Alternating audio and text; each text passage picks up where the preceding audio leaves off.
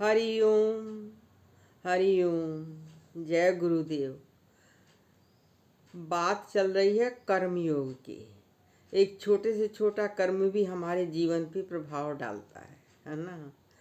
जीवन के दो रास्ते हैं, एक संसार का रास्ता, एक परमात्मा का रास्ता है ना। एक संसार का रास्ता बंधन का रास्ता, परमात्मा का रास्ता मुक्ति का रास्ता।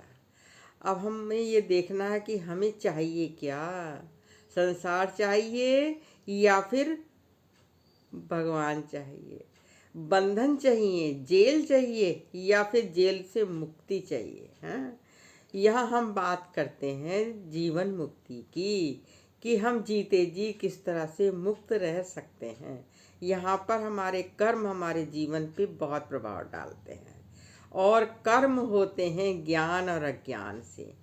हमें किसी चीज़ का ज्ञान ही नहीं है तो फिर हम जो कर्म करेंगे वो अज्ञानता में करेंगे, और जब ज्ञान हो जाएगा तो वही कर्म हम ज्ञान से करेंगे। एक बहुत छोटी सी बात ले लो, अगर आप एक कप चाय भी बनाते हो और अगर उसका ज्ञान नहीं है तो वो भी ठीक नहीं बनेगी, है ना। तो सबसे पहले ज्ञान बहुत ज़रूरी है। हर रास्ते में ज्ञान और समझ बहुत ज़रूरी है। अब ज्ञान क्या है और अज्ञान क्या है, परमात्मा के आध्यात्म के रास्ते में है। ये इस शरीर को, इसको खुद को देह मानना ये अज्ञान है। मैं एक शरीर हूँ ये अज्ञान है, और मैं आत्मा हूँ ये ज्ञान है। आत्मा हूँ ये ज्ञान है। जब तक हम शरीर में फंसे रहते हैं तब तक ये अज्ञान है। अज्ञान ये है कि खुद को देह मान रहे हैं, और विज्ञान ये है कि प्रभु की लीला समझना, कि ये शरीर जो कुछ भी कार्य कर रहा है ये प्रभु की लीला से कर रहा है ना। भगवान राम और भगवान कृष्ण के लिए भी बात आती है ना, उन्होंने जो कर्म किए वो सारे लीला ही थे। तो ऐसे ही आप ये समझो कि हम जो कुछ भी कर्म कर रहे हैं, हमारे सामने आ रहा है, हो रहा है, वो सब हमारी प्रारब्ध से हो रहा है, वो परमेश्वर के द्वारा हो रहा है, वो सिर्फ एक लीला है। ज्ञान ये है कि प्रभु की व्यापकता, आत्मा की बात चल रही है ना, तो आत्मा सब जगह व्यापक है, सर्वव्यापी है, कण कण में, कण कण में भी क्यों कहें है ही आत्मा, खाली में भी भरे में भी सब जगह आत्मा ही आत्मा है। तो आत्मा की सब जगह व्यापकता है, प्रभु की सब जगह व्यापकता है। और जब हम इस किसी अपने शरीर या किसी की शरीर में फंस जाते हैं, मैं मेरे में फंस जाते हैं, तो हमारा जो है ये अज्ञान हो जाता है। जब आत्मा मान के हम कोई काम करेंगे तो वो हम अपने आप नहीं करेंगे, वो परमात्मा हमसे करवा रहा है। कृष्णाय अर्पण, प्रभु को अर्पण, प्रभु तुम्हारी ही माया, पत्ते पत्ते में तू ही समाया। और जब ऐसा करके करेंगे कि सारा संसार में मैं ही मैं हूँ, मतलब मैं आत्मा। भगवान कृष्ण ने भी मैं का प्रयोग किया, लेकिन उन्होंने कौन सी मैं का प्रयोग किया, आत्मा की मैं, सर्वव्यापी आत्मा की मैं। तो सब जगह मैं ही मैं हूँ, तो तृप्ति का एहसास होगा, है ना। कोई अपना पराया ही दिखाई नहीं देगा, कोई द्वंद्वी जोड़ा ही दिखाई नहीं देगा, अच्छा बुरा ही दिखाई नहीं देगा, सुख दुख दिखाई नहीं देगा, सिर्फ आत्मा ही आत्मा, क्योंकि आत्मा में सुख दुख होता ही नहीं है। समस्त सृष्टि में परमात्मा ही छाया पड़ा है ही परमात्मा।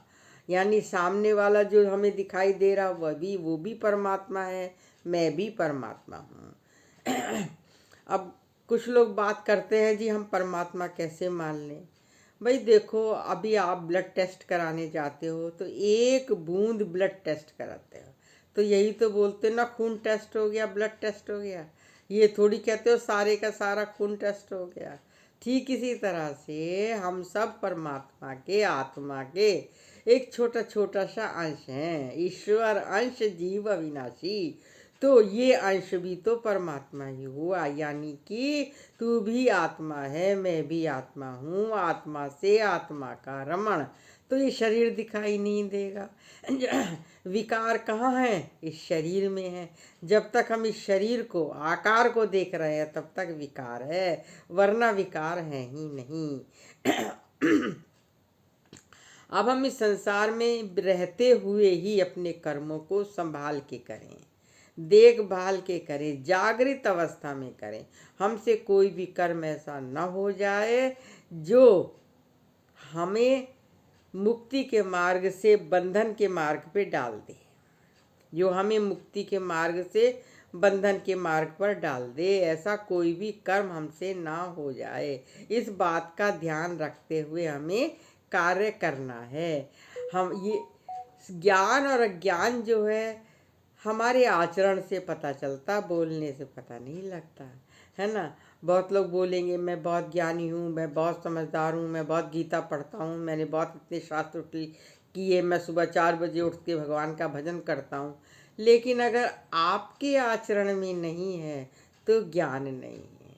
देखो, जिस किसी की जितनी भी विद्या होती है, जैसा भी वो पढ़ा लिखा होता है, उसके आचरण से, उसके व्यवहार से, उसके बोलचाल से पता लगता है।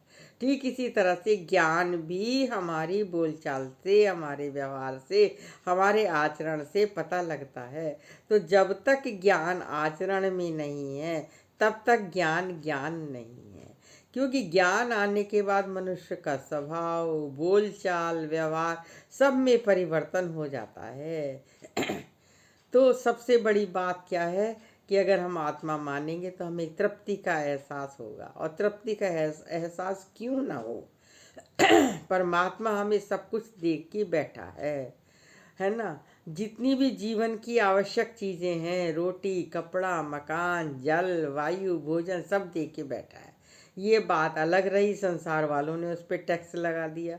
परमात्मा ने तो कोई टैक्स नहीं लगाया। परमात्मा को हमने देते हुए नहीं देखा, लेकिन हमारी सारी झोलियाँ भरी पड़ी हैं। समय के अनुसार कैसे हर चीज़ हमें मिल जाती है, हर व्यवस्था हो जाती है। तो अगर हम इसको गहरी नज़र से, परमात्मा की नज़र से देखें तो पता लगेगा हम तो भरे पड़े हैं, हमारी झोलियाँ तो भरी पड़ी हैं। और जब झोली भरी पड़ी है तो तृप्ति का एहसास होगा ही होगा।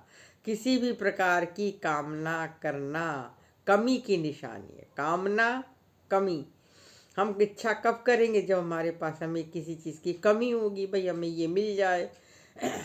लेकिन जब तृप्ति होगी तो हमें कोई कमी महसूस नहीं होगी, कोई इच्छा महसूस नहीं होगी, है ना। तो हमें कोई इच्छा होगी ही नहीं, इच्छा करनी ही नहीं है। इतना ईश्वर ने दे के बैठा है। नज़र बदला तो नज़रिया बदला। अगर हम अपने अंदर तृप्ति का एहसास करेंगे, अपने को संतुष्ट महसूस करेंगे, परमात्मा ने हमें बहुत कुछ दे रखा है, तो फिर इच्छाएं पैदा ही नहीं होंगी। ये हम पे निर्भर करता है कि हम अपनी इच्छाएं पैदा करते हैं या तृप्ति का एहसास करते हैं। प्रभु कृपा से आज हमें ये ज्ञान मिला है, ब्रह्म ज्ञान मिला है, आज हमें गुरु मिला है। तो अब हमें ये देखना है कि हमारा ध्यान अब किधर है, ज्ञान की तरफ है या अज्ञान की तरफ है, हम भगवान की तरफ हैं या संसार की तरफ हैं। अभी हम कर क्या रहे हैं? बहुत भाग्य से, न जाने कितने कितने जन्मों के कर्मों से आज हमें ये ज्ञान मिला है।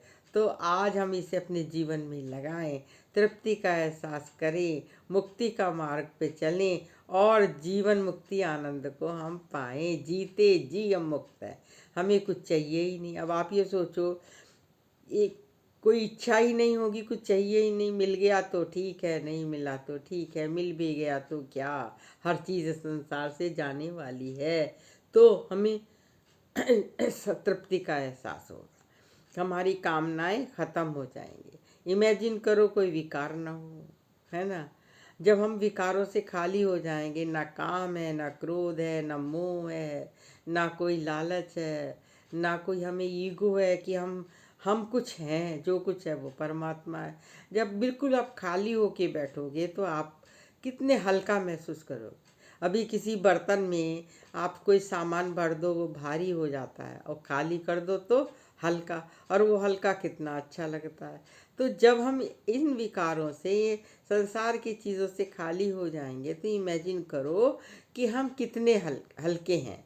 उदाहरण के लिए अभी हम बात बताएं, एक जेल में बहुत सारे कैदी बंद हैं है ना, और वो आपस में जेल की दूषित हवा से परेशान है। अब क्या होता है, एक मंत्री आता है, वो कहता है आज मेरा जन्म दिन है ना, आज जो है इनको बिस्तर दे दो, अच्छे से बिस्तर दे दो, अच्छे से सोएं। फिर दूसरा आता है, वो कहता है कि आज मेरा जन्मदिन है, आज जो है इनको बढ़िया बढ़िया भोजन दे दो। चलो जी, बढ़िया बढ़िया भोजन भी मिल गए। फिर एक बहुत बड़ा मंत्री उस जल जीव निरीक्षण करने आता है जेल का, वो कहता है इन सबको मुक्ति दे दो आज। अब आप ये सोचो, जब उन जेलियों को जेल मुक्ति मिलेगी, फ्रीडम मिलेगी, तो वो क्या उस बिस्तर के उस भोजन को पकड़ के बैठेंगे कि नहीं भाई अब हमें ये भोजन मिल गया है? तो ठीक इसी तरह से जब हमें मुक्ति मिल जाएगी, तो क्या हम संसार की चीज़ों को पकड़ के बैठेंगे? लेकिन यह मुक्ति देने वाला दूसरा कोई नहीं है, हम स्वयं ही हैं। स्वयं को स्वयं से मुक्ति देनी है। हम स्वयं स्वयं में फंसे पड़े हैं, यानी हम इस शरीर में फंसे पड़े हैं। इसको ये चाहिए, इसको वो चाहिए, इसी का खाना, इसी का सोना, इसी के रिश्तेदार, इसी के संबंधी, इसी के लिए, इसी की सजावट, इसी का सब, इसी में फंसे पड़े रहते हैं। तो हम कितने बंधन में हैं। अभी आप ये देखो, अरे जो मिल गया हम खुश हैं ना, जो मिल गया सोने के लिए हम उस पर सो जाएंगे ना, जो भोजन इस शरीर को मिल गया हम खुश हैं ना, जलवायु सब मिल रहा है ना, संसार में जितने भी लोग हैं सब अच्छे हैं, सबके साथ हमें एडजस्ट करना आ गया है तो कोई हमें बंधन महसूस होगा? इन बंधनों से मुक्ति हम स्वयं को स्वयं ही दे सकते हैं, और कोई नहीं दे सकता। यहाँ ज्ञान में, ब्रह्म ज्ञान में आकर हमें अपनी कॉपी अपने आप चेक करनी पड़ती है, खुद को खुद नंबर देने पड़ते हैं कि अब हमारे कितने नंबर हैं। इसलिए आज से अपनी कॉपी चेक करो और एक एक बंधन से मुक्त हो जाओ। जैसे जेली जेल से मुक्त हो गए, ऐसे ही मुक्त हमें कुछ नहीं चाहिए। हम इस संसार रूपी जेल में है ही नहीं, हम तो परमात्मा की गोद में विश्राम कर रहे हैं। हमें तो मुक्ति है, हम मुक्त हैं। मुक्त महसूस करो, मुक्त स्वरूप महसूस करो। मरने के बाद की मुक्ति किसने देखी है? और मरने के बाद भी तो कहा जाता है दूसरा जन्म लोगे। जो दूसरी इच्छाएं बाकी रह गई हैं उनके लिए जन्म लोगे। तो हमारी इच्छाएं ही नहीं है, हमारी कामनाएं ही नहीं है, हमें कुछ किसी से चाहिए ही नहीं जो हम किसी के बंधन में हैं, है ना। तो अगर हम ऐसा सब करके बैठेंगे, विचार करेंगे, अपने विचारों में परिवर्तन लाएंगे, तो हम जीवन मुक्त हैं, हम सच्चे कर्म योगी हैं। यही है जीवन जीने की कला, आर्ट ऑफ लिविंग। जय गुरुदेव।